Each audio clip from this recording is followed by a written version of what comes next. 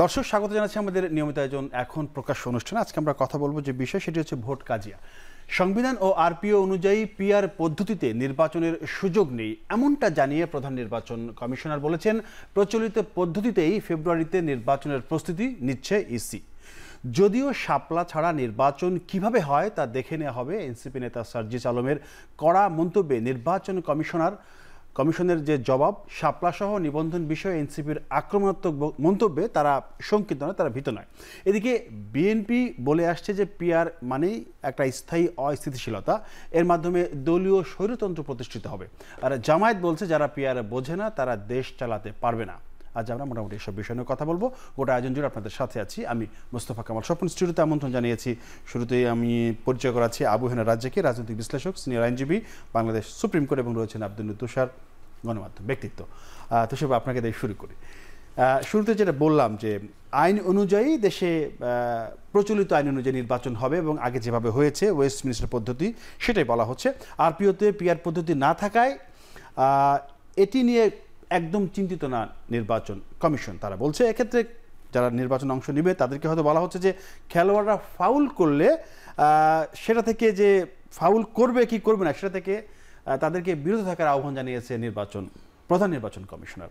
মোটামুটি এই আজকে এটা নিয়ে কথা বলেছেন। এটা নিয়ে আপনি একটু বলুন যে আসলে গণপ্রতিনিধিত্ব আদেশ সেটি কিন্তু ৭২ সালে রাষ্ট্রপতি কর্তৃক দেওয়া হয়েছিল এবং সেটাই পরে আইনে পরিণত করা হয়েছে। এবং এটা ছিল এর আগে যে লিগ্যাল ফ্রেমওয়ার্ক অর্ডারের ভিত্তিতে নির্বাচন হয়েছিল ৭০ সালে, সেইটাকে প্রতিস্থাপিত করা হয়েছিল এই গণপ্রতিনিধিত্ব অধ্যাদেশ দিয়ে।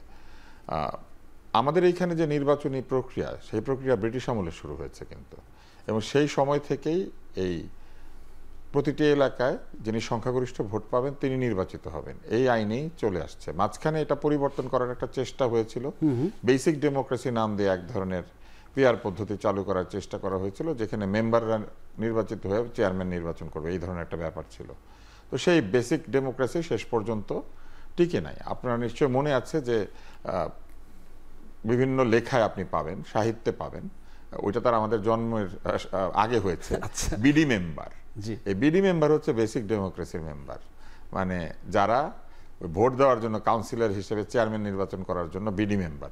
জিয়া রহমানের সময় না, জিয়া রহমানের সময় না, এটা আইয়ুব খানের সময়। হ্যাঁ, উনি চেষ্টা করেছিলেন এটা, যাতে সরাসরি ভোট থেকে মানুষকে সরিয়ে এনে নিজের লোকজনকে দিয়ে ভোট দিয়ে স্থানীয় সরকার নির্বাচন করা যায়, যাতে নিজের লোকজন দিয়ে, তার প্রভাবের লোকজন দিয়ে। তো সেটা সাকসেসফুল হয় নাই। তখনও রাজনৈতিক দলগুলি এটাকে বাধা দিয়েছিল এবং এটা নিয়ে অনেক হাসি তামাশা হয়েছিল। তো এই অধ্যাদেশ যেটি আদেশে পরিণত হয়েছে, মানে আইনে পরিণত হয়েছে, সেই আইনেই বাংলাদেশে এতদিন পর্যন্ত সকল নির্বাচন অনুষ্ঠিত হয়েছে। নির্বাচনের পদ্ধতি পরিবর্তিত হয় নাই, আসন পরিবর্তিত হয়েছে। একসময় 30টা আসন ছিল নারী কোটায়, সেটা 50-এ পৌঁছেছে। এছাড়াও আমাদের সংসদ ভবনটা এরকম ছিল না। এখন যেটা প্রধান উপদেষ্টার অফিস, সেইখানে প্রথমে সংসদ ছিল, তারপর ওইখান থেকে এই লুই কানের নির্মিত যে সংসদ ভবন, সেইখানে আমরা এসেছি। কিন্তু নির্বাচনের যে পদ্ধতি সেটা কিন্তু একই রকমই রয়ে গিয়েছে, তবে কিছু সংশোধনী হয়েছে। আর নির্বাচনী এলাকার পরিবর্তন হয়েছে, জনসংখ্যার ভিত্তিতে অথবা ভৌগোলিক সীমারেখা পরিবর্তন করে নির্বাচনী এলাকার পরিবর্তন হয়েছে, কিন্তু নির্বাচনের পদ্ধতির পরিবর্তন হয় নাই। আর এটা যদি আইন পরিবর্তন না করা হয়, তাহলে নির্বাচন কমিশনের পক্ষে তো এই আইন পরিবর্তন করা সম্ভব না, এই কারণে যে নির্বাচন কমিশন নিজেও তৈরি হয়েছে এই আইনের ভিত্তিতে, অর্থাৎ এই আদেশের ভিত্তিতে। তো যার ফলে নির্বাচন কমিশনে আইনটা বদলাতে পারবে না। এটা বদলাতে গেলে সরকারকে এই আইনটা বদল করে আসতে হবে, এবং এই আইনটা বদল করে আসতে গেলে সংবিধান অধ্যাদেশ জারি করে অধ্যাদেশের অধীনে নির্বাচন করালে এটাকে আবার সংসদে গিয়ে এটাকে আইনে পরিণত করতে হবে। তো ধরেন এই অধ্যাদেশ দিয়ে একটা নির্বাচন হলো, কিন্তু যারা নির্বাচিত হলো তারা এটাকে আইনে পরিণত করলো না, তাহলে অবৈধতার একটা বিষয় হতে পারে। যে কারণে সুযোগ কি তাহলে নেই? না, সুযোগ আছে, সুযোগ নাই আছে, এইটা তো আমাদের বিবেচনার বিষয় না। কেননা বহু কাজ এখন হচ্ছে যেগুলি হয়তো বৈধতা অবৈধতার প্রশ্নে অনেক জায়গাতে আটকে যেতে পারে, কিন্তু হচ্ছে তো। ফলে পিআর পদ্ধতিতে হবে কি হবে না এটা নির্ভর করছে সকলের সমঝোতার উপরে। যদি সকলেই একমত হয়ে যান তাহলেই কেবল পিআর হতে পারে। আদারওয়াইজ যদি একটি বা দুটি বড় দল, যাদের অনেক ভোট আছে, এরা যদি পিআরে সম্মত না হন, তাহলে পিআর পদ্ধতি করলে সেটা টিকবে না এবং সেটা ঝামেলা তৈরি হতে পারে। জি, আপনি একটু বলবেন আবহাওয়া রাজ্জাকি, সেটা যে আপনার একটা বক্তব্য আমি দেখলাম যে আপনি বলছিলেন যে তারা পিয়ার বোঝে না, মানে না, তারা গেট লস্ট। না, যেটা আপনি বলছেন গেট লস, সেটা হলো পিয়ার পদ্ধতি সম্পর্কে বলা হচ্ছে যে জনগণ বোঝে না, এটা বলছে। হ্যাঁ, তুষার ভাই বললো ফর এক্সাম্পল জনগণ বোঝে না, কিংবা আমি বললাম যে জনগণ বোঝে না। তা রাজনীতিবিদরা যখন বলে জনগণ বোঝে না, তখন আমি গেট লস্ট কেন বলছি। জনগণ না বুঝুক, আপনাকে বুঝতেই হবে। অর্থাৎ পিয়ার পদ্ধতি আপনি মানেন কি মানেন না, দ্যাট ইজ অন্য ইস্যু, কিন্তু আপনি বুঝবেন না। আপনি না বুঝলে রাজনীতি কেন করবেন? একজন কলেজে ক্লাস করতে যাচ্ছে প্রফেসর, সে যদি তার সাবজেক্ট কি পড়াবেন না বোঝে, ক্লাসে যাবে কেন? That is my question. Peer পদ্ধতি চালু হোক কি না হোক, পিয়ার পদ্ধতি ভোট হোক কি না হোক, ultimately it's a question of decision. কিন্তু আপনি পিয়ার পদ্ধতি বোঝেন না, অবশ্যই আপনার বলার রাইট নাই। আর যদি বলেন তাহলে রাজনীতি করার রাইট নেই। আমি এখনও বলছি। এখন আসেন, সংবিধান বললেন, গণপ্রতিনিধিত্ব আইন বললেন, অধ্যাদেশ বললেন, সেই মোতাবেক পিয়ার নাই, নির্বাচনে যাবে। সংবিধান যেহেতু টানছেন, তাই আমি বলছি, আপনি নির্বাচনটা করতেছেন কিভাবে, কোন সংবিধান বা কোন আইন দিয়ে? আচ্ছা, আপনি কোন আইনে করছেন? আপনি যে পরিস্থিতিতে একটা সরকার এখন হইল, এই সরকার হওয়ার পর এখান থেকেই তো যাত্রা শুরু। আবার আমি কোনো সংবিধান বাতিল বা কার্যকর না অকার্যকর সেটা প্রশ্ন পরে আসতেছি। একটা সরকার হয়েছে তো স্বাভাবিক প্রক্রিয়া না, স্বাভাবিক প্রক্রিয়া সরকার না তো হয়নি, সেটা ঠিক আছে। তো যেহেতু নাই, তাহলে এখান থেকেই শুরু হবে। তাহলে ধারাবাহিকতা থাকবে না, বলছি আর থাকবে। আপনি তো সংবিধানের একটা আইনের কি বলা আছে, সংবিধান অনুযায়ী তো নির্বাচনটা হইতে হবে। সেটাই তো আমি বলছি, সংবিধান অনুযায়ী হতে হয়। সেখানে তো পিয়ার পদ্ধতি আজকে তো স্পষ্ট, পিয়ার পদ্ধতিতে পরে আসেন, সংবিধান মোতাবেক যে করতেছেন আপনি, এটা আরেকবার বিতর্ক, আজকেও বলতেছেন, উনি জবাব দিবে হয়তো। সংসদ ভেঙে যাওয়ার পরবর্তী 90 দিনের মধ্যে নির্বাচন করতে হবে। সেটা তো হচ্ছে না। তাহলে আপনি যে যাচ্ছেন 26শে ফেব্রুয়ারি 2026 ফেব্রুয়ারি পর্যন্ত যে যাচ্ছেন, কিভাবে যাচ্ছেন আপনি? আপনাকে তো টাইম ফ্রেম দিচ্ছে। এখন বলবেন সংবিধান বাতিল না, যেটা আপনি শেষ হয়ে গেছে ওইটার পরে যখন ডেট দিচ্ছে, সেই ডেটটা কোন সংবিধানে? সেটা হইল অন্তর্বর্তীকালীন সরকারের সংবিধানে। অন্তর্বর্তীকালীন সরকার এই ডাইরেকশনটা দিছে। সংসদ যে সংবিধানটা আছে সেটাই যে নির্দেশ দিবেন, তিনি ছিলেন থাকবেন নির্বাচিত প্রধানমন্ত্রী। নির্বাচিত প্রধানমন্ত্রী ক্ষমতায় থেকে নির্বাচন করবেন, এটাই ওই সংবিধানের বিধান। উনি তো নাই, উনি তো পালিয়ে গেছেন। উনি তো সংবিধানকে থামাইয়া রেখা পালিয়ে গেছেন। ওই সংবিধান আপনি ঢুকতেছেন কিভাবে? ওখানে ঢুকবে তো নির্বাচিত প্রধানমন্ত্রী। নির্বাচিত প্রধানমন্ত্রী ক্ষমতায় থেকে নির্বাচন করবে না, তত্ত্বাবধায়ক সরকার তো বাতিল হয়ে গেছে। তাহলে ওই সংবিধান চালাইতে হলে তো নির্বাচিত যে প্রধানমন্ত্রী তার থাকতে হবে। অন্তর্বর্তী সরকার ওখানে ঢুকবে কিভাবে? সংবিধানে তো অন্তর্বর্তীকালীন সরকারটা নাই। আপনি ওই সংবিধান চালাবেন কেমনে? প্রশ্নটা আমার ওখানে। আচ্ছা, যার জন্য অন্তর্বর্তীকালীন সরকার অন্তর্বর্তীকালীন সংবিধান দিয়ে চলছেন, এবং উনি চিঠি দিচ্ছেন নির্বাচন কমিশনকে, কি তুমি নির্বাচন করো। এবং উনি যেহেতু একটা টেন্টেটিভ টাইম দিয়েছিল, ফেব্রুয়ারির মধ্যে হবে, উনি ফেব্রুয়ারির মধ্যে করছে। এখন এই যে করার প্রক্রিয়াটা, হয় আপনি এই সংবিধান মেনে নেবেন, আর এই সংবিধানটা যদি অলিখিত এটাকে মেনে নেন, তাইলে কি করতে হবে? অন্তর্বর্তীকালীন সংবিধানটা কি আসলে? এই তো অন্তর্বর্তীকালীন সংবিধান হলো ইউনূস সাহেব যেটা বলতেছে করতেছে, ওইটাই সংবিধান। উনি তো একটা সরকার হয়েছেন, অন্তর্বর্তীকালীন সরকার, উনি তো যেটা চালাচ্ছেন এটাই সংবিধান। উনি নির্বাচনের ডেট দিচ্ছে ফেব্রুয়ারিতে, এটাই সংবিধান। তাহলে সংবিধান বাতিল, সংস্কার, পরিবর্তন, বাতিলের প্রশ্ন আসতে পারে। বাতিল কি বাতিল? সংবিধান বাতিল করবেন কেমনে আপনি? আপনি যখন একটা আইন থাকা গেলে আরেকটা আইন করবেন, ওই আইন কি সব বাতিল হয়ে যাবে? Of course not, of course not. যেটা আপনার প্রয়োজন সেটা রাখবেন, যেটা চেঞ্জ করা দরকার করবেন, এটার সংস্কার।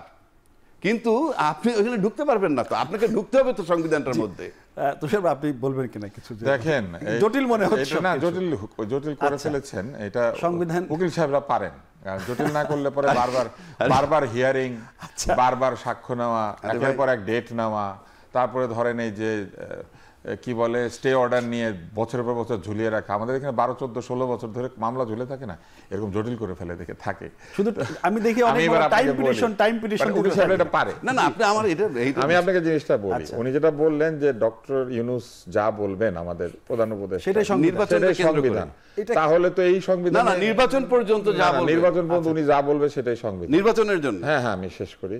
তো উনি এগুলো যা বলবেন তাই যদি হয়, তাহলে তো স্বৈরতন্ত্র হয়ে গেল না, আরো বৃহৎ স্বৈরতন্ত্র গণতন্ত্র, তার কোনো আইন নাই, উনি মুখে যা বলে সেটাই আইন। আচ্ছা, এটা হলো সেটাই আইন, উনি কিন্তু এটা এখন বললেন। তারপর উনি বললেন যে সংবিধান নাই, সংবিধান অলিখিত হয়ে গেছে, উনি যা বলবেন সেটাই আইন। কিন্তু আবার উনি বললেন যে আছে তো, সেটাকে সংস্কার করবে, সেটাই সংস্কার, কিছু রাখবে কিছু বাদ দিবে। তো যেটা নাই, যেটা লিখিতটা নাই, ওখান থেকে শুরু হয়ে গেছে। আপনি দেখেন রাজ্জাকি ভাই বলেছেন, রাজ্জাকি সাহেব বলেছেন যে এই সরকার যখন শুরু করলো সেখান থেকে সব নতুন ভাবে শুরু হলো। তো সব যদি নতুন ভাবে শুরু হলো, তাহলে আবার পুরনো সংবিধানটা আছে, উনি আবার বলছেন যে ওইটাকে সংস্কার করা যাবে, ওইটাকে বদলানো যাবে, ওইটাতে কিছু আইন টাইন যুক্ত করা যাবে। কিন্তু ওনার একটা জায়গাতে উনি বলছেন সংবিধান নাই, নির্বাচনের বেলায় উনি বলছেন যে পিআর দেওয়ার জন্য সংবিধান নাই, ওইটাকে মানে বর্তমানে প্রচলিত সংবিধান এবং এই গণপ্রতিনিধিত্ব আদেশকে তোয়াক্কা না করে ডক্টর ইউনূস চাইলেই ওনার ইচ্ছা মতো নির্বাচন একটা আইন করে দিতে পারেন, এইটা উনি বলছেন। কিন্তু উনি যেটা পারেন না, এটাও সংবিধানে বলা আছে, এটা পারলে এটা রাষ্ট্রপতি পারবেন যদি পারেন, হ্যাঁ যদি পারেন। এবং সেক্ষেত্রেও কিন্তু এটা সহজ হবে না, এই জন্য যে বৃহৎ দলের যদি আপত্তি থাকে তাহলে সেই অধ্যাদেশ তো তারা র্যাটিফাই করবে না সংসদে, সংসদে র্যাটিফাই না করলে তো অধ্যাদেশ একটা নির্দিষ্ট সময়ের পরে আর অকার্যকর হয়ে যাবে। ফলে এইখানে একটা জটিলতা আছে। তাই নির্বাচনকে যদি সুষ্ঠু এবং গ্রহণযোগ্য এবং আইনসঙ্গত করতে হয়, তাহলে বর্তমানের সংবিধান এবং বর্তমানে যে গণপ্রতিনিধিত্ব আদেশ আছে সেইটার মাধ্যমেই, মানে আইন আছে গণপ্রতিনিধিত্ব আইন, সেইটার মাধ্যমেই নির্বাচন করতে হবে। এইটাই হচ্ছে সমাধান। এখন কেন বারবার বলা হচ্ছে যে এই সরকার তো 90 দিনের মধ্যে নির্বাচন করে নাই, অতএব এই নির্বাচনের আইনের মধ্যে নাই, এই কথাটা ঠিক নাই। জন্য যে এই সরকার যখন তৈরি হয়েছে, যে প্রশ্নটি উনিও করেছেন যে প্রধানমন্ত্রী থেকেই তো নির্বাচন করার কথা, আগের প্রধানমন্ত্রী থাকবে। কিন্তু বিশেষ একটি অবস্থা, যে অবস্থায় প্রধানমন্ত্রী উপস্থিত নাই, বিগত প্রধানমন্ত্রী, এবং তিনি পদত্যাগ করেছেন বলেই আমাদেরকে বলা হয়েছে। ফলে তিনি যদি পদত্যাগ করে চলে গিয়ে থাকেন, তাহলে এমন একটি আপৎকালীন অবস্থা তৈরি হয়েছিল যেখানে সংবিধানেরই 106 ধারা অনুযায়ী আদালতের কাছ থেকে, সুপ্রিম কোর্টের কাছ থেকে রেফারেন্স নিয়ে সরকারটি তৈরি হয়েছে। এবং সেই রেফারেন্সে সুপ্রিম কোর্ট কিন্তু বলেছে কেনই সরকার তৈরি হচ্ছে, এবং সেইখানে যে আদেশের মধ্যে নাই যেটি, সেটি হচ্ছে এখানে মেয়াদ নির্দিষ্ট করে নাই। মেয়াদ নির্দিষ্ট না করে দেওয়ার ফলে এই কথাগুলি বলার একটা সুযোগ তৈরি হয়েছে যে ওনারা যতদিন খুশি থাকবেন, ওনারা যা বলবেন সেটাই আইন। কিন্তু ওনারা যা বলবেন সেটা আইন নয়। ওনারা যদি যা কিছু বলেন, ওনাদের যদি এইরকম কোনো বড় সিদ্ধান্ত নিতে হয়, তাহলে আবারও কোর্টের কাছে যেতে হবে। কেননা সুপ্রিম কোর্ট হচ্ছে বাংলাদেশের সংবিধানের প্রোটেক্টর, বাংলাদেশের সংবিধানের তারাই আপহোল্ড করবেন, তারাই সংবিধান অনুযায়ী দেখবেন কোনো আইন সংবিধান বিরোধী হচ্ছে কিনা, কোনো আইন সংবিধানের সঙ্গে সাংঘর্ষিক হচ্ছে কিনা, অথবা সরকারের যে কোনো কর্মকাণ্ড বা রাষ্ট্র পরিচালনায় যারা অংশ নেন তাদের যে কোনো কাজ সংবিধান বিরোধী হয়ে যাচ্ছে কিনা, এটা দেখার দায়িত্ব হচ্ছে সুপ্রিম কোর্টের। সুপ্রিম কোর্ট এই বিচার আচার করেন। ফলে এই যে জটিলতা উনি তৈরি করেছেন, এই জটিলতাটা আমি 4টা লাইনে বলে দিই। প্রথম বিষয় হচ্ছে সংবিধান বাতিল হয় নাই, ওই সংবিধান অনুযায়ী 106 ধারাতেই সরকার তৈরি হয়েছে এবং সুপ্রিম কোর্ট থেকে রেফারেন্স নেওয়া হয়েছে। দ্বিতীয় হচ্ছে এই সংবিধান বাতিল করলে অটোমেটিক্যালি এই সংবিধানের অধীনে যা আছে সবকিছুই তার লেজিটিমেসি হারাবে। ফলে এই সরকারও লেজিটিমেসি হারিয়ে ফেলবে, এমনকি কোর্ট নিজেও লেজিটিমেসি হারিয়ে ফেলবে। ফলে সংবিধান বাতিল করার সুযোগ এইভাবে নাই, সংবিধানকে সংশোধন করার সুযোগ আছে। 3 হচ্ছে এই সংবিধান একটি আইন রয়েছে, যে আইনটিকে র্যাটিফাই করা হয়েছে সংসদে, যেটা হচ্ছে গণপ্রতিনিধিত্ব আইন, এবং সেই আইনেই নির্বাচন কমিশন তৈরি হয়েছে এবং সেখানে পরিষ্কার বলা আছে বাংলাদেশে কিভাবে নির্বাচন হবে। নতুন কোনো আইন না হওয়া পর্যন্ত এইটাই আইন, এটাকে মানতে হবে। এবং চতুর্থ হচ্ছে আপনি যে বলছেন যে কোনো ব্যক্তির কথাই এই দেশে সংবিধান, এটা বলা হচ্ছে সংবিধান বিরোধিতা। এইটার বিষয়ে সংবিধানে অত্যন্ত কঠোর কথাবার্তা আছে। আমার মনে হয় যে এই কোনো ব্যক্তির কথাই সংবিধান, এটা আমাদের না বলাই ভালো, এটা সঠিক বক্তব্য না।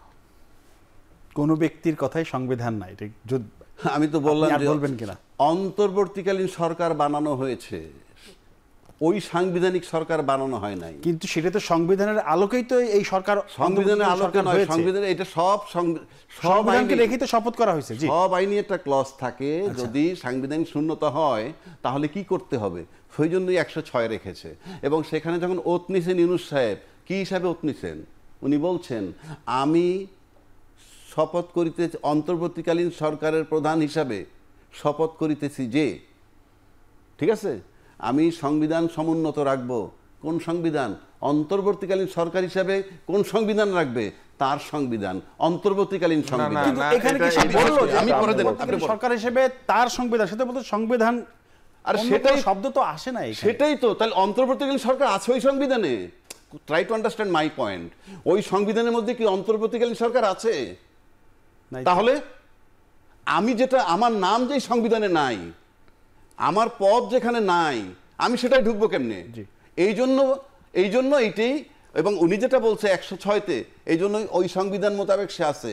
এই যে উনি যা চিন্তা করতেন, যেভাবে করতেছেন, এবং এই যে ফেব্রুয়ারিতে নির্বাচন দিছে, সবাই মেনে নিছে তো নাকি? হ্যাঁ, মেনে নিছে। তার আগে একবার নির্বাচন চাইছিল 3 মাসের মধ্যে, সেটা কি মনে আছে আপনার? হ্যাঁ। তা সেটা মনে থাকলে ওটা টু সাম এক্সটেন্ট ওই সংবিধানের মধ্যে ছিল, ভাঙার পর 3 মাসের মধ্যে। কিন্তু পরবর্তীকালে যখন যারা নির্বাচন চেয়েছিল, তারাই যখন আবার ইউনূস সাহেবের সাথে দেখা করে বলল ডিসেম্বর 25-এর মধ্যে নির্বাচন চাই, কোন সংবিধানে?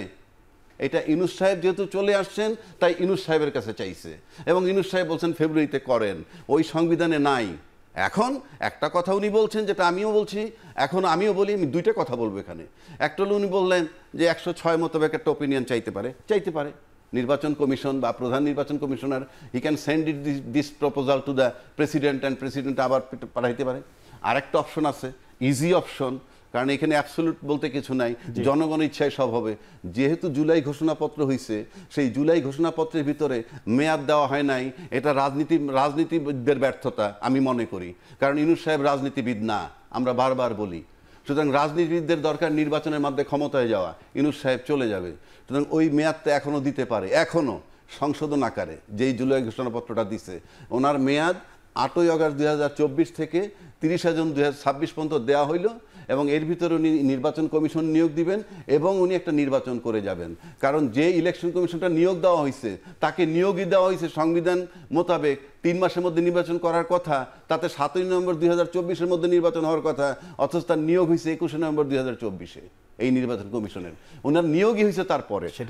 পরিবর্তিত নানা পরিস্থিতির কারণে এটা হয়েছে। মানে আপনি চাইলেই তো দিতে পারেন না। না, এটা তো তামাশা না, এটা কোনো সমিতি না, এটা কোনো ক্লাব না, আপনি ইচ্ছা মতো চালাবেন। এটা তো আমি বৈধতা দিলাম, উনিও তো দিল। 106-তে যান, অথবা জুলাই ঘোষণাপত্র সংশোধন করেন, হয়ে যায়। আপনি যে পার্লামেন্ট পর্যন্ত যাবেন, আপনি একটা প্রক্রিয়া তো যাবেন, কিভাবে যাবেন? সেই প্রক্রিয়াটা যদি না যান, ওইটা প্রশ্নবিদ্ধ হবে, এবং এই নির্বাচন কমিশনের পরিণতিও নুরুল হুদার মতো হওয়ার সম্ভাবনা আছে। বিরতির পরে এসে বাকি আলোচনা করতে চাই। দর্শক, একটা বিরতি নিচ্ছি, ফিরছি শীঘ্রই, আশা করি সাথেই থাকবেন।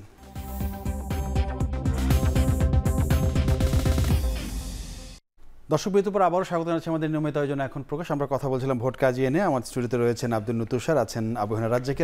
ভাই, আপনাকে দিয়ে আবার শুরু করতে চাই। সেটা হচ্ছে যে পিআর ইস্যুর একটা ইস্যুটা গেল, সেটা হচ্ছে আজকে চিফ ইলেকশন কমিশনারটা একটা ঘোষণা দিয়েই দিল যে আইন কানুনের ব্যাপার। ধরলাম আমরা ওই জায়গাটা একটু বেরিয়ে আসি ওখান থেকে। সেটা হচ্ছে যে এখন নির্বাচন এদিকে আবার ইসলামী সহ 7 দল যারা আছে আন্দোলন কর্মসূচি তারা করেছে, কিন্তু কয়েকদিন আগে তাদের দাবি হচ্ছে জাতীয় পার্টি এবং 14 দলকে নিষিদ্ধ করতে হবে, নিষিদ্ধ করার পরই নির্বাচনে তারা অংশ নেবে, নিষিদ্ধ না করলে রাজপথ ছাড়বে না, এরকম অনেক দাবি দেওয়া ছিল। সেই ক্ষেত্রে ধরেন আওয়ামী লীগের সময় যে নির্বাচন হয়েছে, সেখানে তো প্রায় 28টা দল অংশ নিয়েছিল, বিএনপিও তার মধ্যে ছিল। তাহলে জাতীয় পার্টিকে নিষিদ্ধ করতে হবে, 14 দলকে নিষিদ্ধ করতে হবে। সেই ক্ষেত্রে তো অন্য যারা অংশ নিল আওয়ামী লীগের সময়, তাদেরকে তো নিষিদ্ধ করতে হবে। তাহলে দল থাকলো কারা? নির্বাচনটা কাদের সাথে কে করবে? ধন্যবাদ আপনাকে এবং আমার সহ-আলোচক প্লাস আপনার কি বলে এখন টিভির দর্শক শ্রোতা। আসলে দেখেন, রাজনৈতিক দলেরা কে কখন কি স্ট্যান্ড নেয় আমরা বাইরে থেকে কিন্তু বলতে পারবো না। এটা তাদের সিদ্ধান্ত, তাদের দলীয় সিদ্ধান্ত। তো তারা স্ট্যান্ড নেওয়ার সময় হয়তো তারা তাদের লাভ ক্ষতিটা হিসাব, আপনি তো রাজনৈতিক বিশ্লেষক না, ওই জন্য বলছি। এই জন্য তারা যখন যে রাজনৈতিক দল হিসাব করে, বক্তব্য দেয়, সে তার হিসাব করে বক্তব্যটা দেয়। কখনো তাদের পক্ষে চলে যায়, কখনো বিপক্ষে চলে যায়। যেমন পিআর পদ্ধতিতে আমরা বের হয়ে আসলাম, কিন্তু একজনে বলছেন যে পিআর পদ্ধতি হলে নাকি দলীয় নেতারা স্বৈরাচার হয়ে যাবে। আচ্ছা, সালাউদ্দিন আহমেদ বলেছেন, যদি এটা বলে থাকে এটা তো দলের প্রবলেম, এটা তো অন্য লোকের ইস্যু না, ইট ইজ ইয়োর প্রবলেম। তো যার দলের ভিতরে গণতন্ত্র না থাকলেই তো এই প্রশ্নটা আসে। তো দলের ভিতরে গণতন্ত্র না থাকার পর যদি দলীয় নেতা স্বৈরতন্ত্র হয়ে যায়, তারপরে 2/3 মেজরিটি নিয়ে যদি তারা পার্লামেন্টে যায়, তাহলে তারা কি হবে? এটা question mark. It is your problem, it is not a problem in the whole nation. এখন আসেন, এই যে বলতেছেন যে একটা কথা আসছিল যে আওয়ামী লীগের বিচার না হওয়া পর্যন্ত তার কার্যক্রম নিষিদ্ধ করা হয়েছে, ছাত্রলীগ বা Jubo League, what ever it is. Chhatra League নিষিদ্ধ, আওয়ামী লীগের কার্যক্রম সাময়িক নিষিদ্ধ বলছে বিচার না হওয়া পর্যন্ত। আবার ওইদিকে বলতেছে জাতীয় পার্টিরে কেন নিষিদ্ধ করা হয় না, যেহেতু জাতীয় পার্টি দোষর ছিল। আচ্ছা ঠিক আছে, মানলাম। ইসলামী আন্দোলন তো ওই সময় নির্বাচন করেছিল, তারা কিন্তু দোষর না। ঠিক আছে, হ্যাঁ বুঝলেন। এখন আবার আমরা ইনক্লুসিভ নির্বাচনও চাই। কেউ কেউ বলতেছে আমরা রাজনৈতিক দল নিষিদ্ধ করার পক্ষে না, আমি সবই এগ্রি করলাম। আচ্ছা, কিন্তু সেখানে কিছু কথা ছিল যে আমরা যে পরিবেশটা পেয়েছি, যে পরিস্থিতিটা পেয়েছি, অনেক রক্তক্ষয়ের বিনিময়ে কিন্তু সেখানে 1400-1500 মানুষ মারা গেছে। মানুষ না, যে মা তার সন্তান হারাইছে সে বুঝবে। রাজনীতিবিদরা এক চুল ব্যথা পায় নাই, পাবে না, কারণ আছে পরিষ্কার। আমি স্টেজে ঠিক ওপেন বলছি। কারণটা কি? কারণ তাদের সন্তানদেরকে তারা বিদেশ পাঠায়, আর চাষা চোষার পোলারা মাঠে নামায়। আপনি বলেন তো কোন রাজনৈতিক প্রতিষ্ঠিত নেতার কোন সন্তান কিংবা তার নাতি কোথায় মারা গেছে? যায় নাই, না, কেউ যায় নাই। সুতরাং তাকে টাচ করে না বিধায়। নাহলে একটা কথা ছিল, যেহেতু বিচার পর্যন্ত নিষিদ্ধ করা হয়েছে, বিচার না হওয়া পর্যন্ত সবাইকে একটা কঠিনভাবে ঐক্যমত্যে আসতে পারছে। ওকে, বিচারটা তাড়াতাড়ি হয়ে যাক, তাইলে কি হবে? ঠিক আছে, তারপরে লিবার্টি নাও। কিন্তু বিচারটা চলমান প্রক্রিয়া, সেখানে কি কাব্যিক কথা। আবার বিচারটা হইতে হবে আন্তর্জাতিক মানের। কোথায় আন্তর্জাতিক মানের বিচারের দাবি করা মানে কি জানেন? বিচার না চাওয়া। সিম্পল। আমরা যে জামাতে ইসলামের যুদ্ধ অপরাধীদের যে পানিশমেন্ট দিছে, তারা অপরাধী, এটা নিয়ে আমি প্রশ্ন আনি নাই। কিন্তু তাদের মৃত্যুদণ্ড কিভাবে দেওয়া হয়েছে আমরা দেখছি। আইনে ছিল না, শাহবাগে আন্দোলন করার পর আইন করে তারপরে করা হয়েছে। আবার তাদেরই একজন আসামি সম্প্রতি গেলে খালাস পেয়েছে। তাহলে কি পদের বিচার হয়েছে? ওগুলা তো গলা যেটা ঝুলছে তো চলে গেছে, সে আর ফেরত আসবে? আর আপনি আজকে যখন আমরা সবাই মিলে বলতেছি আন্তর্জাতিক মানের বিচার, আমি বলছি নিশ্চিত করে তারা বিচার চায় না। অত নিখুঁত বিচার পৃথিবীর কোথাও হয় না। সুতরাং এটা হলো এটার পক্ষপাতিত্ব করা। আপনি বিচারটাকে রাখবেন চলমান প্রক্রিয়ায়, আবার বলবেন নিষিদ্ধকরণটাও ঠিক হয় নাই, আবার বলবেন যে কি কোন দল নিষিদ্ধ করা আমরা চাই না। আপনারা তো বলেন যে justice হারিড, justice buried, justice delayed, justice denied. আপনারা তো বলেন, আমি বললাম দুইটাই তো আমি বললাম, হারিড and buried, denied, justice denied, justice delayed. কিন্তু প্রশ্ন হচ্ছে, আপনি স্পেশাল ট্রাইব্যুনালে যে মামলাগুলো করতেছেন, ওখানে তো লিমিটেড কতগুলো মামলা আছে। সুতরাং এটার জন্য তো জাস্টিস হারিডও না, ডিলেডও না। কিন্তু আমরা তো ঐক্যমত্য হইতে পারতাম, বিচারটা দরকার। সবাইকে আমরা ঐক্যমত্য হইছি, আমি অন্তত বিশ্বাস করি। চলছে, কিন্তু আপনি কাগজে কলমে যাই বলেন না কেন, ইন অ্যাকশনে কি হয় সেটা হলো বিষয়। আচ্ছা, তো স্যার আপনি একটু বলবেন এই একই ইস্যুতে যে মানে জাতীয় পার্টি 14 দল, তারা তো তাদের নিষিদ্ধ দাবি উঠেছে এবং ব্যাপকভাবে উঠেছে, রাজপথে অনেক আন্দোলন হবে। যেটা আমি প্রশ্ন করেছিলাম, তাহলে আওয়ামী লীগের মধ্যে অনেক দলই তাদের নির্বাচনে অংশ নিয়েছিল, বিএনপিও ছিল কিন্তু সেই নির্বাচনে, ইসলামী আন্দোলন ছিল, তারাও কিন্তু এখন তাদেরকে আবার কেউ দোষর বলছে না। তাহলে এতগুলো দল যদি নিষিদ্ধ হয়, আবার এদিকে ইনক্লুসিভ নির্বাচনের কথা বলা হচ্ছে, তাহলে নির্বাচনটা কাদের সাথে আসলে কিভাবে কি হবে? সরকারের নির্বাহী আদেশে কোনো দলকে স্থগিত বা কোনো দলের রাজনৈতিক কর্মকাণ্ড নিষিদ্ধ করাটা আসলে বুদ্ধিমানের কাজ না। কেননা দেশে তো আদালত আছে, এবং এই নিষিদ্ধকরণ তো এক ধরনের বিচার। এটা তো একটা বিচার যে আমি আপনাকে একটা শাস্তি দিলাম, একটা বিচার করলাম যে আপনি যেহেতু অনেক অন্যায় করেছেন, আপনি আর রাজনীতি করবেন না। তো এই বিচার কাজ করার দায়িত্বটা আসলে আদালতের, এই বিচারিক দায়িত্ব আসলে সরকারের না। কিন্তু আমি লক্ষ্য করছি, আমরা সবাই লক্ষ্য করছি যে রাজনৈতিক দলগুলি সরকারের মাধ্যমে এই রায় ঘোষণা করছে যে অমুক নিষিদ্ধ, তমুক নিষিদ্ধ, তমুক নিষিদ্ধ। এই নিষিদ্ধকরণের একটাই উদ্দেশ্য, সেটা হচ্ছে যে নির্বাচনের মাঠে যাতে প্রতিদ্বন্দ্বীর সংখ্যা কমে যায়, এবং যদি পিআর পদ্ধতিতে নির্বাচন হয় তাহলে এই ভোটের মাঠে দেখা যাবে যে অনুপস্থিত দলগুলির ভোটাররা যদি না আসেন, তাহলে পার্সেন্টেজ ওয়াইজ কাস্ট ভোটের একটা বড় পার্সেন্টেজ এরা পাবেন যারা নিষিদ্ধ করাতে পেরেছেন, অর্থাৎ যারা নিষিদ্ধের আওতা আসেন নাই। যেমন ধরেন 10টা ভোটের মধ্যে আমি 2টা ভোট পেয়েছি, মানে আমি 20%, কিন্তু 50টা ভোটের মধ্যেও তো আমি 2টাই পেতাম, কারণ আমার বিরুদ্ধে অনেক দল আছে, তারা তখন এই ভোটগুলি পেত। তাহলে আমি কত পার্সেন্ট? তো এই পার্সেন্টের খেলায় নিষিদ্ধ করে আসতে পারলে ভালো আর কি। পিআর পদ্ধতিতে অধিকাংশ দলকে নিষিদ্ধ করে 3-4টা দল আসলে পরে পার্সেন্টেজ অফ ভোটে বেশ একটা পাওয়া যেতে পারে, সুবিধা পাওয়া যেতে পারে, আসন সংখ্যা বাড়তে পারে। এছাড়া আসলে সকল দলকে সামান্য অপরাধ অথবা বৃহৎ অপরাধ, কোন অপরাধের জন্য আপনি নিষিদ্ধ হবেন, কোন অপরাধের জন্য আপনি স্থগিত হবেন, আর কোন অপরাধ করলেও আপনি রাজনীতি করতে পারবেন, এই জিনিসটাই তো নির্দিষ্ট করা নাই কোথাও। জরিপের কতটুকু কি করলে পরে আসলে নিষিদ্ধ হবেন আর কি না করলে পরে আপনি নিষিদ্ধ হবেন না, কেননা গণহত্যার সাথে সম্পৃক্ত থাকার দায়িত্ব একাধিক দলের আছে বাংলাদেশে। আবার ধরেন বেআইনিভাবে মানে তৈরি হবারও উদাহরণ আছে, যেমন জাতীয় পার্টি তো এরশাদ সিটে বসে থেকে বানিয়েছিলেন এবং উনি তো স্বৈরাচার ছিলেন, একেবারেই স্বৈরাচার। তো এরকম হয়েছে না, হয়েছে তো। তাহলে এখন কাকে আপনি আসলে বাদ দিবেন আর দিবেন না?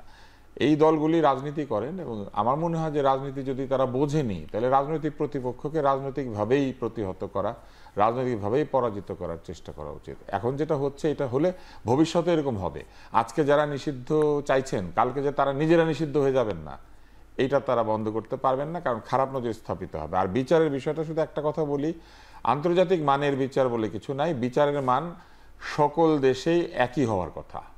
যেমন আন্তর্জাতিক মানের ঔষধ আর বাংলাদেশি মানের ঔষধ হয় না। ঔষধের একটা ফার্মাকোপিয়া আছে, অর্থাৎ কিভাবে ঔষধটা তৈরি হবে বলা আছে, এবং ওইটাই ঔষধ। সারা পৃথিবীতে প্যারাসিটামল মানে প্যারাসিটামল। ওইরকম বিচার কখন গ্রহণযোগ্য এবং মানসম্পন্ন হয়?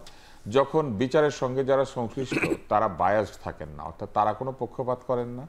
বিচারে যারা আসামি এবং যারা যারা বাদী এবং বিবাদী উভয়ে তাদের রাইট অনুযায়ী, তাদের অধিকার অনুযায়ী তারা বিচার আদালতে তাদের কর্মকাণ্ড পরিচালনা করতে পারেন। যেমন জামিনের রাইট থাকলে তারা জামিন পাবেন, তারা সাক্ষ্য প্রমাণ হাজির করার যে অধিকার আছে সেটা আনতে পারবেন, কেউ তাদেরকে বাধাগ্রস্ত করবে না, মিথ্যা সাক্ষ্য কেউ দিবে না। এবং এই ধরনের যদি কেউ করে, বিচারকে ম্যানিপুলেট করার চেষ্টা করে, মিথ্যা সাক্ষ্য দেয়, তাহলে তাদের বিরুদ্ধে ব্যবস্থা নেওয়া হবে।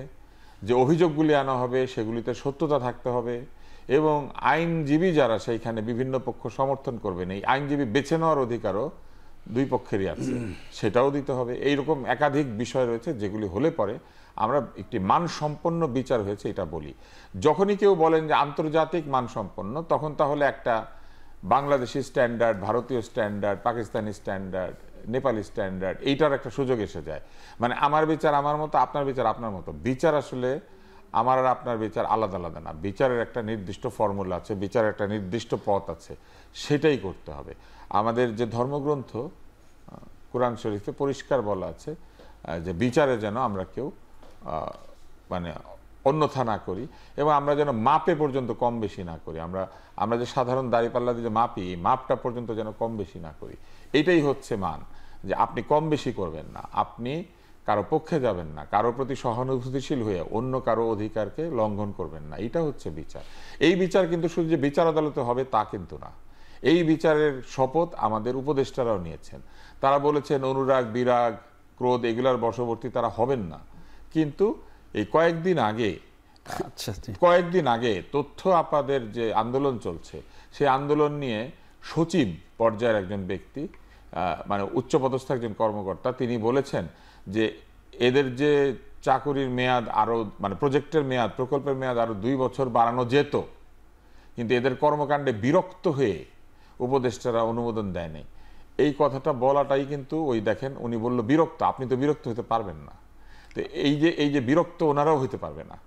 কোনো কাজে আপনি বিরক্ত হয়ে সিদ্ধান্ত নিতে পারবেন না। আপনি সিদ্ধান্ত নিবেন, বিরক্তি আপনি চেপে রাখবেন। আমি আপনাকে একটা ছোট্ট উদাহরণ দেই, তাজউদ্দিন সাহেবের কথা বলি।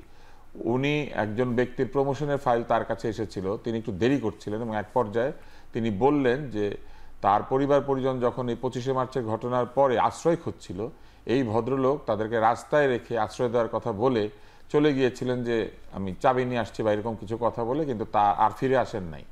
এবং তাজউদ্দিন সাহেবের পরিবার রাস্তায় সময় কাটিয়েছিল ওই সময়।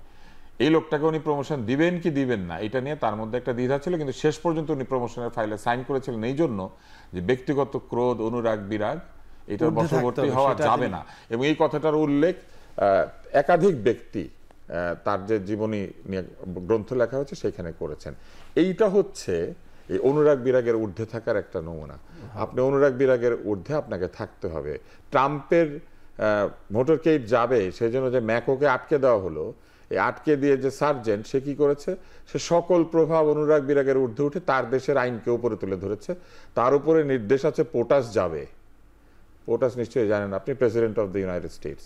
সো পোটাস মুভ করবে, ফলে সে কিন্তু ওইখানে তার আইন মেনেই চলেছে, যে আমার দেশের আইন, আপনি যেই হন প্রেসিডেন্ট আপনাকে মানতে হবে, রাস্তায় দাঁড়াতে হবে।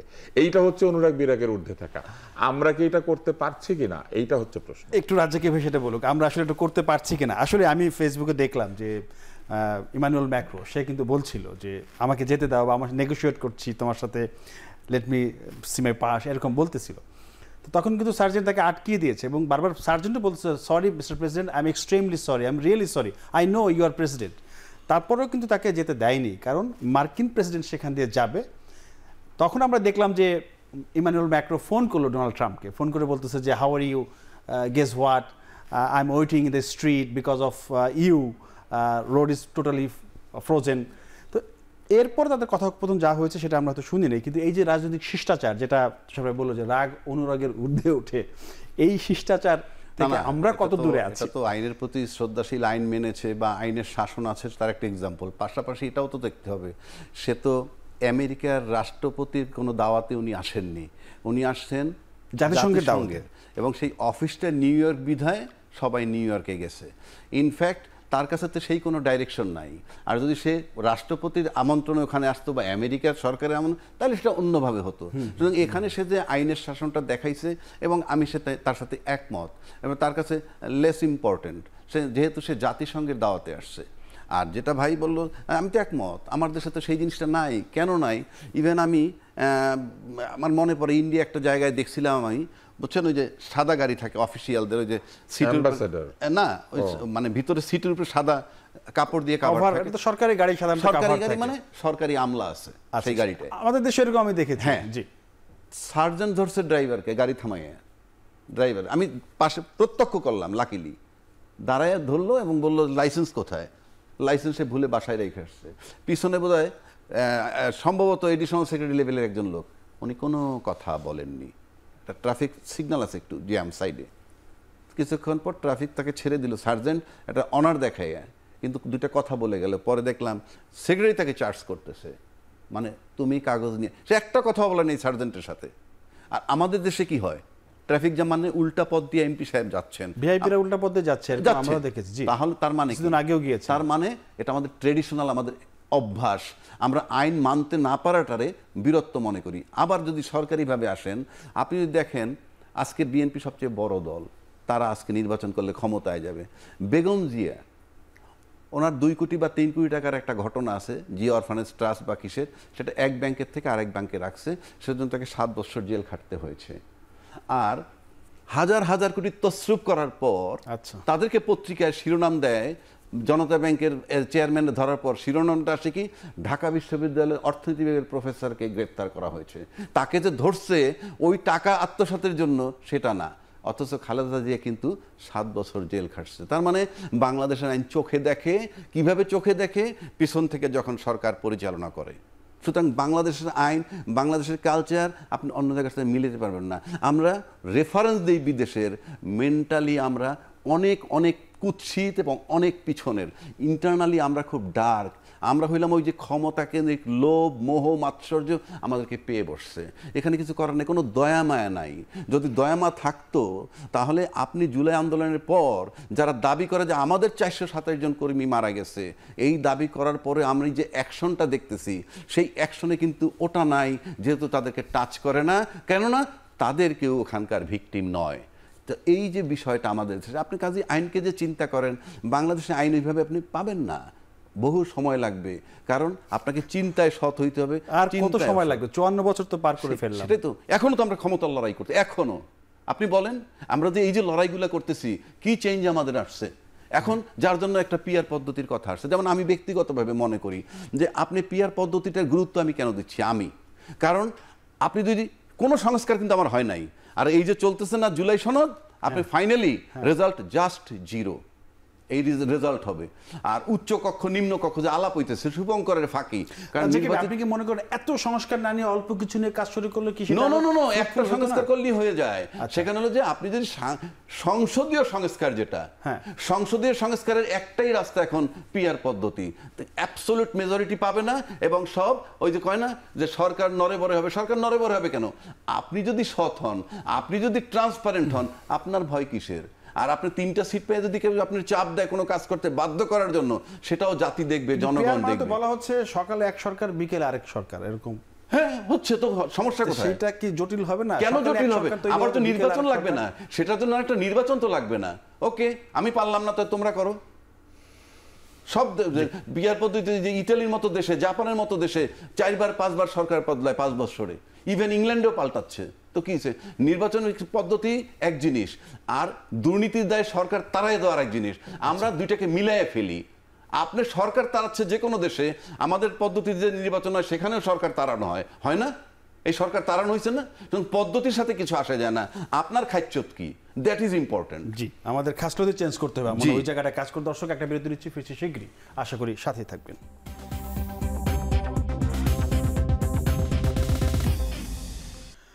দর্শক, বিরতির পর আবারও ফিল্ম আমাদের নিয়মিত আয়োজন এখন প্রকাশ অনুষ্ঠান। আমরা কথা বলছিলাম ভোট কাজিয়ে নিয়ে। তুষার ভাই, আপনার কাছে আবার যেতে চাই।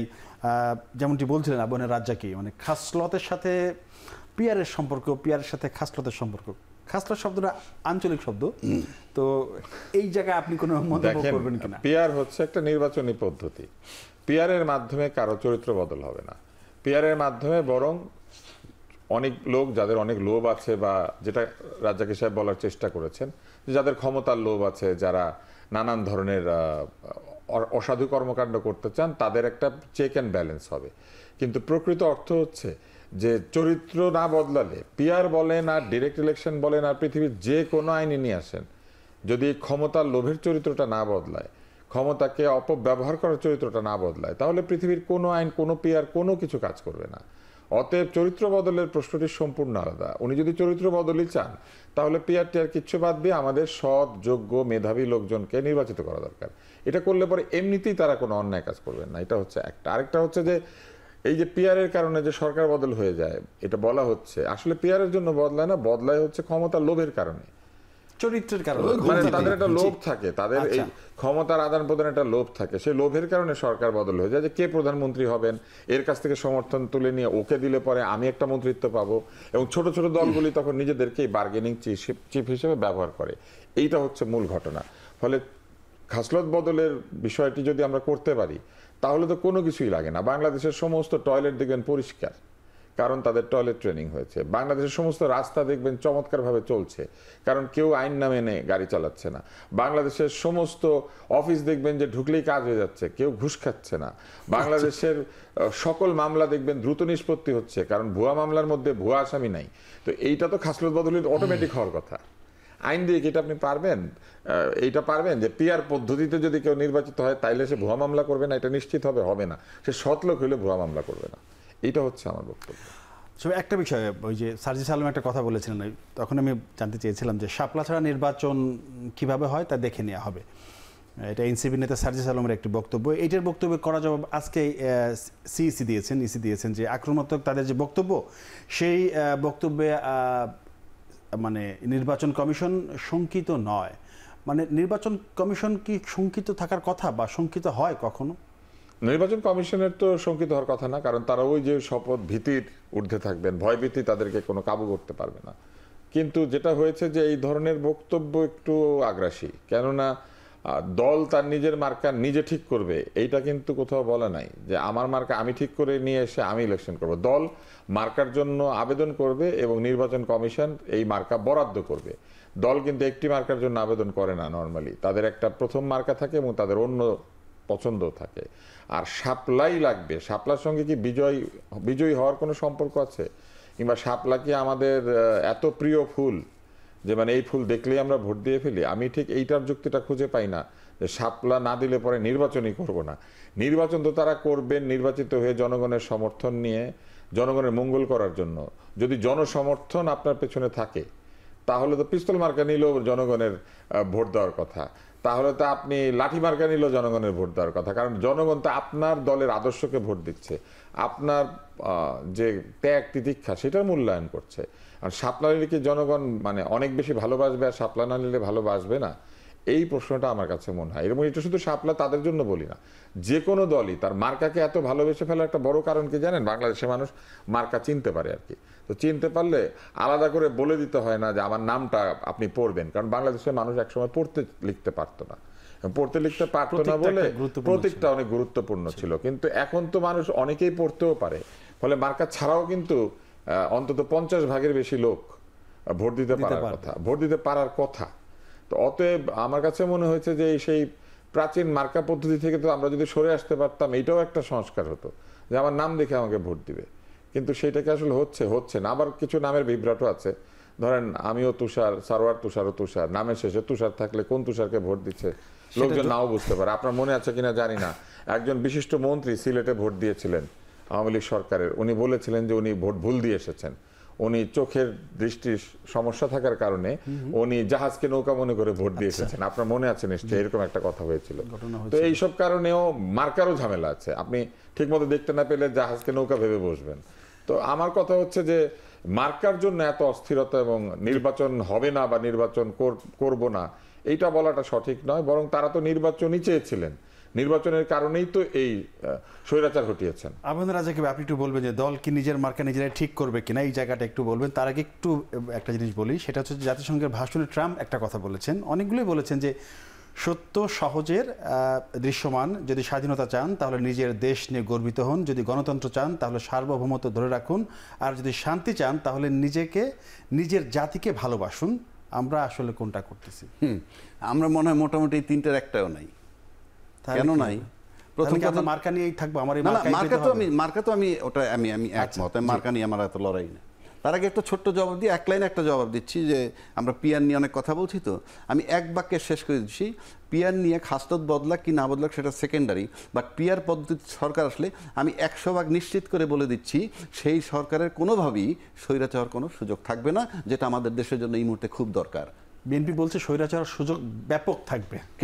সেটা যদি তার দলের, সে বলছে যেটা বলছে তার দলে স্বৈরাচার হবে, তো দলে স্বৈরাচার মানে তার দলে গণতন্ত্র নাই, এটা তার প্রবলেম।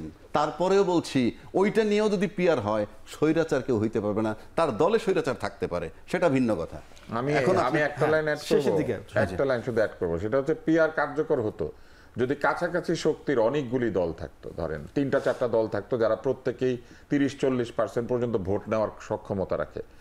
কিন্তু এইখানে এত বেশি দল আছে এবং এখানে এত ছোট ছোট দল আছে যারা 1-2%-এর কারণে অনেকগুলো সিট নিয়ে ঢুকবে, প্রত্যেকে 2-2, 3-3 করে সিট আছে, এইখানে পিয়ার অকার্যকর হয়ে যাওয়ার সম্ভাবনা সেটা দেখা যাক। আমরা তো পিয়ার ছাড়া তো 12টা নির্বাচন, সেই সব দেশে শক্তিশালী দল আছে এবং শক্তিশালী রাজনৈতিক কাঠামো আছে। আমরা পিয়ার ছাড়া 12টা নির্বাচন করছি, তো পিয়ার ছাড়াই তো 12টা নির্বাচন করছি, এবং সেখানে কিছু আমরা জানি, আমরা করতে পারি। করবে কি করবে না তার অন্য সিদ্ধান্ত।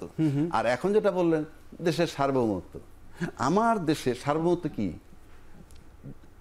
খুব সংক্ষেপে যদি বলি, আপনার জানমালের নিরাপত্তা এবং আপনার স্বাধীনভাবে চলার নিরাপত্তা, এই তিনটে জিনিস খুব বেসিক। বাংলাদেশে আমাদের সেইটা নির্বাচিত সরকারগুলোর সময় কে কখন কতটুকু পাইছে আমি জানি না, যে যখন ছিলেন তার বিরুদ্ধে কথা বলা যাবে না, আমরা সব সময় দেখছি। এখন কি বলা যাচ্ছে কিনা, এখন বলতে পারছেন কিনা? এখন তো বলতে পারছি। আচ্ছা, আমরা অনেক কিছু বলতে পারছি। এখন যদি সহজ সরল ভাষায় উল্টা একটু ইন্টেলেকচুয়াল কায়দায় বলি যে ফ্রিডম অফ স্পিচ বাংলাদেশে সবসময় ছিল, কিন্তু ফ্রিডম আফটার স্পিচ কিনা থাকে কিনা সেটা ইম্পর্টেন্ট। তো আমরা এর আগের গুলো দেখেছি ফ্রিডম আফটার স্পিচ খুব রিস্কি, বলার পরেই তো ফ্রিডম নষ্ট হয়েছে। আর সার্বভৌমত্বের প্রশ্ন যদি দেখেন, ইন্টারনাল এবং এক্সটার্নাল দুইটা আছে। আমার জানমাল, আমার যে আয়নাঘর হয়েছে, আমার সেনা অফিসার নিহত হয়েছে, এই যে 57 জন সেনা অফিসার নিহত হওয়াটা কিন্তু আমার সার্বভৌমত্বের বিরুদ্ধ কাজ। এইভাবে যদি আপনি চিন্তা করেন আমার সার্বভৌমত্ব ছিল না, রোহিঙ্গা প্রবেশ করছে 10 লাখ 12 লাখ, এটা এক্সটার্নাল সার্বভৌমত্ব আমার নষ্ট হয়েছে, আয়নাঘর আমার নিজের স্বাধীনতা চলাফেরা নষ্ট হয়েছে। সুতরাং এখান থেকে বেরিয়ে আসতে হইলে আমাদের প্র্যাকটিস শুরু করতে হবে। সেটার জন্যও এই স্বৈরাচার হয়েছে বা এইগুলো যে ঘটছে সবকিছু ঘটছে কিন্তু পুরনো সিস্টেমে, সেটা থেকে রক্ষা পেতে হলেও পিয়ার পদ্ধতি এই মুহূর্তে অ্যাপ্লাই করা যেতে পারে। আপনি যদি আপনি কিছু বলেন যে জাতিকে ভালোবাসা, সার্বভৌমত্ব, এগুলো বলেছেন আর কি ট্রাম্প অনেক কথা। ট্রাম্প শুধু এটা বলেন নাই, আমেরিকান প্রেসিডেন্ট আসলে ভালো বক্তৃতা দেন। আপনি দেখবেন যে আমেরিকাতে খারাপ প্রেসিডেন্ট আছেন অনেক, কিন্তু খারাপ বক্তৃতা দেন এরকম প্রেসিডেন্ট খুবই কম, কারণ বক্তৃতা দিয়ে তাদেরকে ক্ষমতা। আমরা বারাক ওবামার কথা বলতে পারি, যার কথাই বলেন, বিল ক্লিনটন বলেন, এমনকি যারা হেরে গিয়েছেন তাদের সাথে তারাও ভালো বক্তৃতা দেন। লিবার্টি, সভরেনিটি, এই দুইটা আলাদা বিষয়। এবং সভরেন নেশন কি? সভরেন নেশন হচ্ছে পৃথিবীর অন্যান্য জাতিগোষ্ঠীর মধ্যে সে স্বাধীন সিদ্ধান্ত গ্রহণের মাধ্যমে নিজের জাতির যে আকাঙ্ক্ষা, সেই আকাঙ্ক্ষাকে নিজের দেশে এবং আন্তর্জাতিক পর্যায়েও প্রতিষ্ঠিত করার চেষ্টা করে। কোনো বড় ভাইয়ের কথা শুনে জাতিসংঘে গিয়ে বক্তৃতা দেয় না, কিংবা জাতিসংঘ বা কোনো আন্তর্জাতিক ফোরামে গিয়ে দেখা করে কারো অনুমতি নিয়ে এসে নিজের দেশে কাজ করে না। এটা হচ্ছে সভরেনিটি। আর লিবার্টি হচ্ছে এমন একটি অবস্থা, যে অবস্থায় আপনার নাগরিক স্বাধীনতা পাবে, যেখানে নাগরিক তার অধিকার পাবে এবং নাগরিক স্বাধীনভাবে তার মত প্রকাশ করতে পারবে, নিরাপত্তা পাবে, অধিকার পাবে, বিচার পাবে, এবং সে তার নিজের মত পথ অনুযায়ী চলার স্বাধীনতা পাবে। তার মত পথকে অন্য কেউ আক্রান্ত করতে পারবে না, কারণ তার সাথে তার মতবিভেদ আছে। ফলে লিবার্টি আর সভরেনিটি দুইটা এক জিনিস না। ধন্যবাদ আব্দুল তুষার, আপনার অসংখ্য ধন্যবাদ। ধন্যবাদ জানাচ্ছি আবু হায়দার রাজ্জাকী, দুজনকে আবার ধন্যবাদ। দর্শক, এ পর্যন্তই। আগামীতে নতুন কোনো বিষয়ে আমরা কথা বলবো। সে পর্যন্ত সব ভালো থাকবেন, নিরাপদে থাকবেন। সবাইকে ধন্যবাদ। শুভরাত্রি।